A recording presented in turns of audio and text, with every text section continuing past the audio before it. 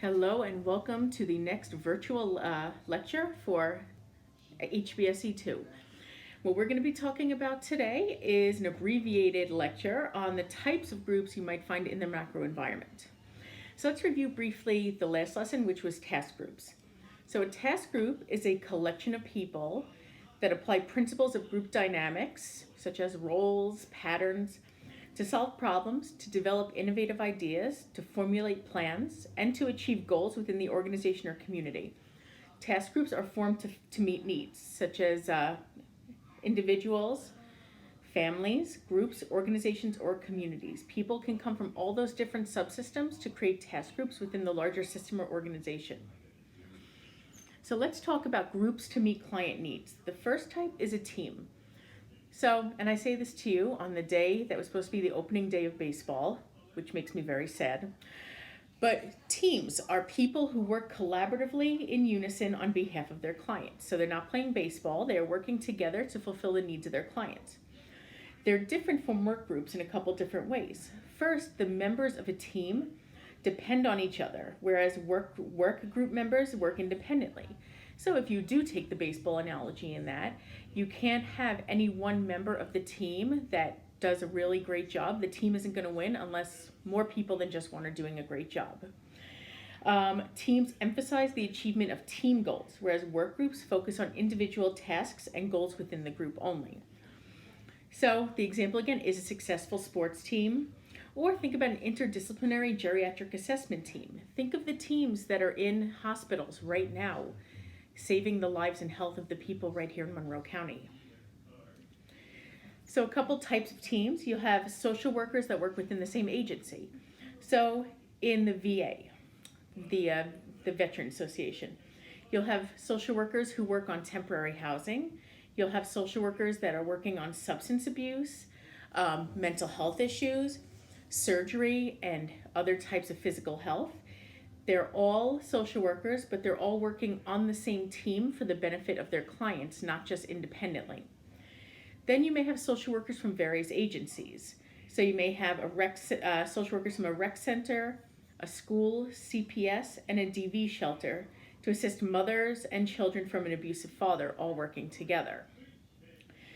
You could also have an interdisciplinary team within the same or different agencies. So you might have a social worker, a nurse practitioner, a physician, the patient, the family caregiver, in the case of an in-home geriatric assessment or in a long-term care setting. A really good example of this is ACT teams, assertive community treatment teams. Those are behavioral health teams that go out into the field to assess and basically deliver services to clients who are not necessarily compliant in their own care and can't really be relied upon to come into regular appointments. So on that interdisciplinary team, you'll usually have a psychiatrist, you'll have a social worker, you may have a physical therapist, you'll have a nurse, you may have a case manager, any number of different people that are working as a team for the benefit of this one client. So think about any team you were ever a part of and think about what can go wrong when it comes to being a team. Now, if it's a baseball team, what can go wrong?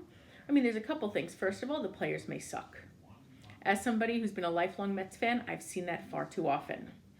You may have people who don't have a good attitude. You may have people who have the best of intention but are just incompetent at what they're doing. So first to talk about is the myth of good intentions.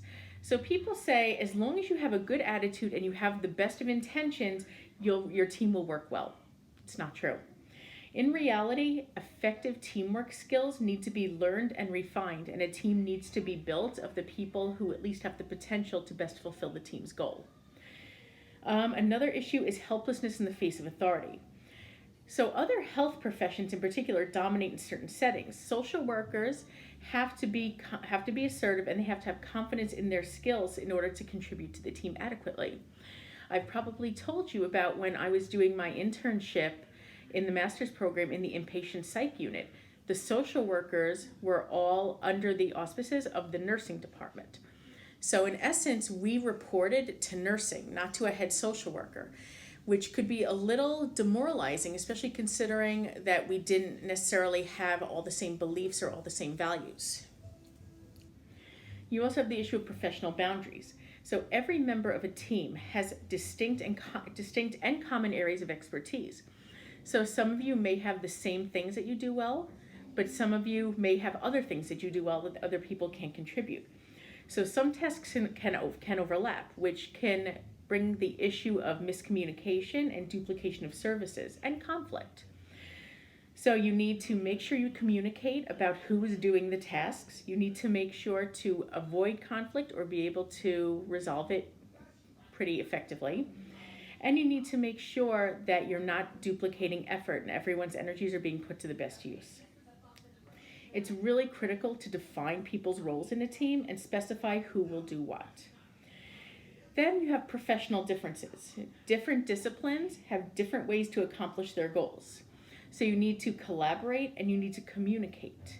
So for example, if you are going on a home visit with somebody who is a medical provider, they may look at the most pressing need as, well, this person needs a certain kind of medication.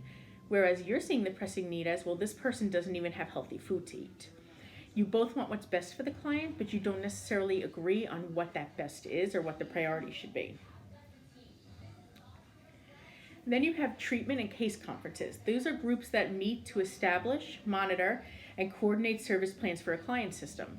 So when I worked in the mental health clinic for several years, and I've mentioned this to you, we would meet a couple times a week and sit down and basically case conference clients who were problematic, clients who had needs that their primary therapist didn't know how to address, or just cases that we were concerned about.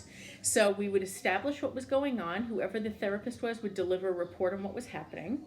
We would put together a plan on how to monitor the clients, and then we would talk amongst ourselves and say who else is best to help make sure this client is functioning. Who else do we need to refer to?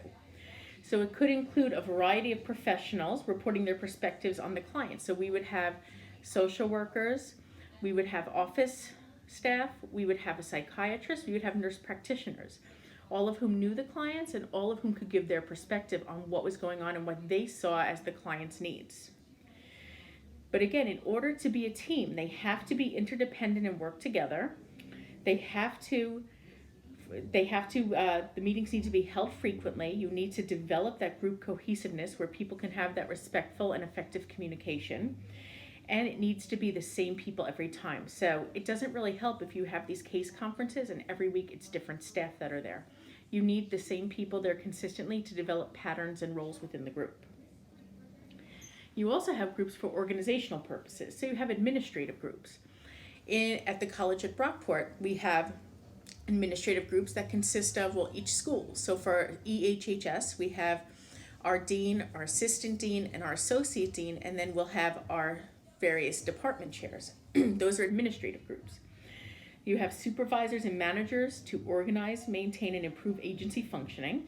One of those examples is as a residential treatment center. You might have an assistant director, a director of social work, and a home care staff director. You also have committees. Oh, do you have committees? Lots of committees.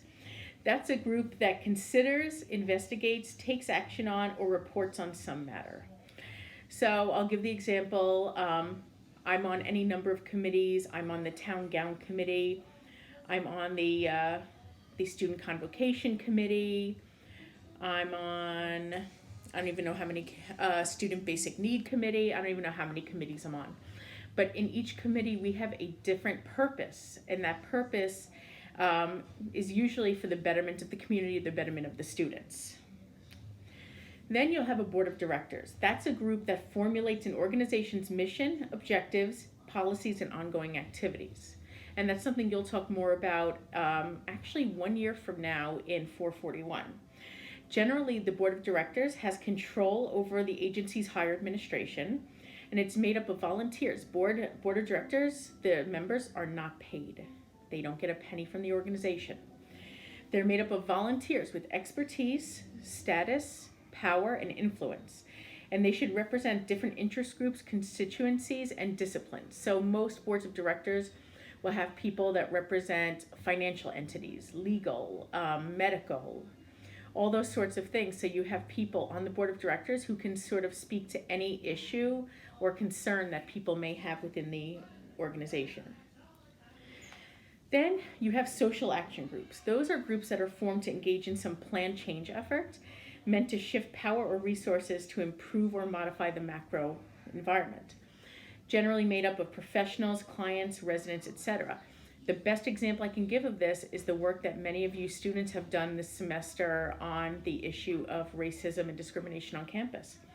You formed a social action group that was working together towards the common goal of trying to eliminate racism on campus.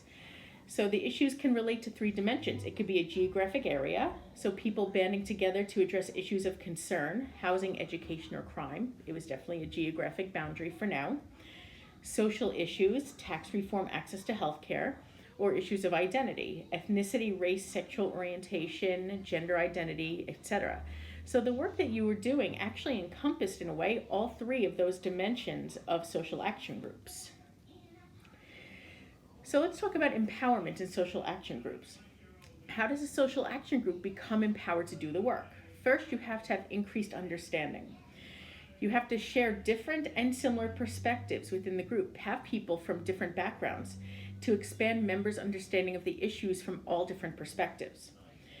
You should have people that inspire others, so members who have experience or have done this work before can motivate others and serve as role models.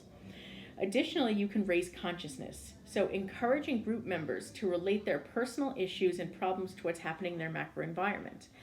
Think of what happened at the town hall meeting when students and faculty members came forward and started talking about their personal experiences on campus. That was a powerful moment, and that was part of raising the consciousness that people needed to be involved with what was happening. You also need to provide mutual support. The group context allows for social and emotional support for members working to bring about change. So you need to share ideas.